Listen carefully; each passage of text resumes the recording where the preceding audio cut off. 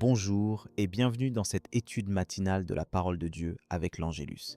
Aujourd'hui, je t'invite à faire une pause avec moi pour méditer sur le thème de l'attente. Comment faire face aux saisons où Dieu semble silencieux, où nos prières paraissent sans réponse? Peut-être traverses-tu en ce moment une période de flou, d'incertitude, où tu attends un changement, une direction, une promesse accomplie. Tu te demandes si Dieu t'entend, si tu n'as pas été oublié. Cette question de l'attente n'est pas seulement une question intellectuelle. Elle touche directement ton cœur, tes émotions, ta foi. La Bible ne minimise pas la difficulté de l'attente. Elle la met même souvent en scène. Regarde chapitre 40, 1-3, avant de lire. J'ai patienté pour le Seigneur. Il s'est penché vers moi, il a entendu mon cri. Il m'a tiré d'une fosse de destruction, du fond de la boue. Il a placé mes pieds sur le roc. Il a raffermi mes pas. L'attente n'est pas synonyme d'abandon. Au contraire, c'est dans ces moments que Dieu affine ta foi et prépare ton cœur à recevoir ce qu'il a prévu pour toi. L'attente nous confronte à notre désir de contrôle. Elle révèle aussi nos peurs et nos impatiences. Pourtant, chapitre 37.7 nous encourage. Avant de lire, garde le silence devant le Seigneur. Attends-toi à lui. Cela demande de la confiance, de rester ancré dans la certitude que Dieu agit, même de façon invisible.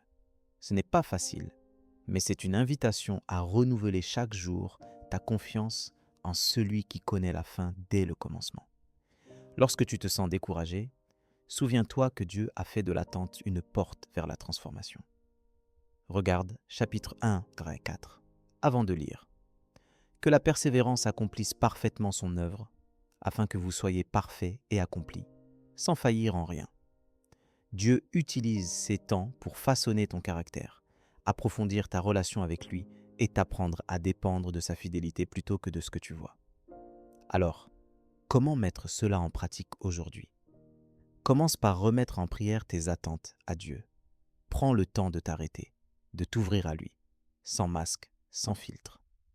Chapitre 4, 6, 7 nous dit, avant de lire, « Ne vous inquiétez de rien, mais en toute chose faites connaître vos besoins à Dieu par des prières et des supplications, avec des actions de grâce. Et la paix de Dieu gardera vos cœurs et vos pensées en Jésus-Christ. » Remets-lui tes inquiétudes et choisis de lui faire confiance, même dans le silence.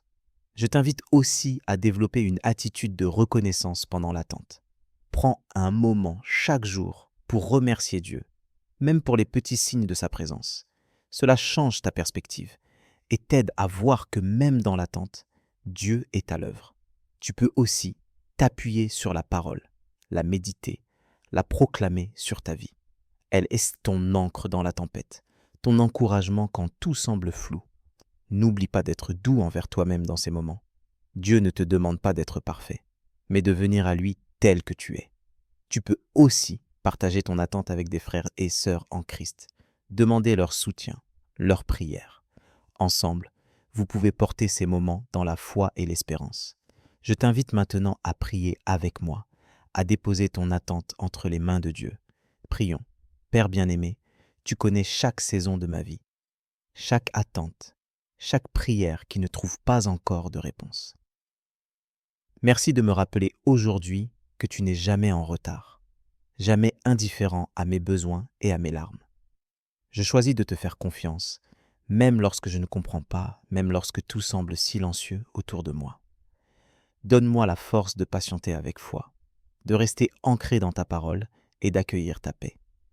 Aide-moi à voir les petits signes de ta présence sur ma route et à garder un cœur reconnaissant, même dans l'incertitude. Apprends-moi à dépendre de toi, à grandir dans la persévérance et l'espérance. Que ton esprit me soutienne chaque jour, que je sois trouvé fidèle, même quand j'attends encore. Au nom de Jésus, Amen.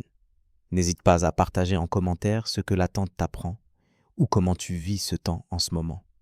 Je prie que Dieu te donne sa paix et son courage tout au long de la journée. Si tu as besoin d'une prière particulière, écris-nous, nous prendrons ce moment avec toi. Je t'invite aussi à rejoindre l'étude de l'Évangile du jour à 12 heures. pour continuer à grandir ensemble. Que la grâce de Dieu t'accompagne aujourd'hui et n'oublie jamais qu'il est à l'œuvre, même dans l'attente.